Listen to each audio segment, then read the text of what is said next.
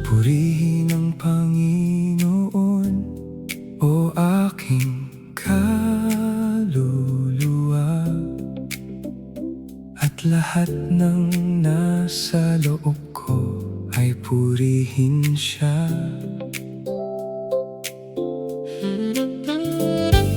Purihin ang Panginoon, o aking kaluluwa, at huwag kalimutan ang lahat ng kanyang biyaya. Pinatatawad niya ang lahat ng aking kasalanan. Pinagaling niya ang lahat ng aking karamdaman. Iniligtas niya ang aking buhay sa hukay. Pinalamutian niya ako ng pagmamahal at awa. Binibigyan niya ako ng magandang bagay, Nabibigyan muli ng lakas, tulad ng agila. hindi niya tayo tinatrato ayon sa ating kasalanan. Hindi niya tayo ginagantimpalaan ayon sa ating kasamaan. Sapagkat kasing taas ng langit sa lupa, ganon kalaki ang kanyang pagmamahal Sa mga nagmamahal, at tumatahak sa kanya. ang kanyang kagandahang loob Ay walang hanggan. kasing layo ng silangan sa kanluran. Ganon kalayo ang ating mga kasalanan.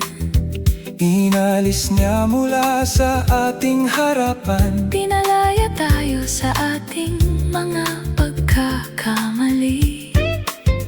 Tulad ng ama na may habag sa kanyang anak, Ganon ang pagmamahal ng Panginoon sa atin. sapagkat alam niya, Kung ano tayo, naalala niya. na tayo ay alabok lamang. Ang tao Ay tulad ng damo, ang kaniyang buhay ay tulad ng bulaklak sa parang, kapag dumaan ng hangin ay nalalanta. at ang lugar nito Ay hindi na mahahanap. ngunit ang pagmamahal ng Panginoon Ay mula sa walang hanggan, hanggang walang hanggan. sa mga nagmamahal at sumusunod sa Kanya, At sa mga anak, ng kanilang mga anak. ang Panginoon ay nagtayo ng Kanyang trono sa langit. ang kanyang kaharian ay namamahala sa lahat. Purihin siya, Lahat ng kanyang mga anghel, purihin siya, lahat ng kanyang mga hukbo, purihin siya, lahat ng Kanyang mga nilikha. sa lahat ng Dako ng Kanyang kaharian. purihin ang Panginoon. O aking kaluluwa, Purihin ang kanyang pangalan magpakailanman.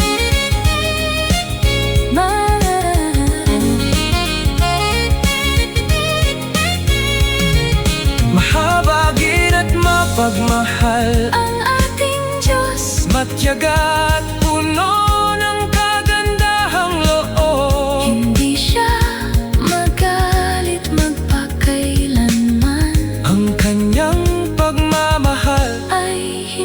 natatapos.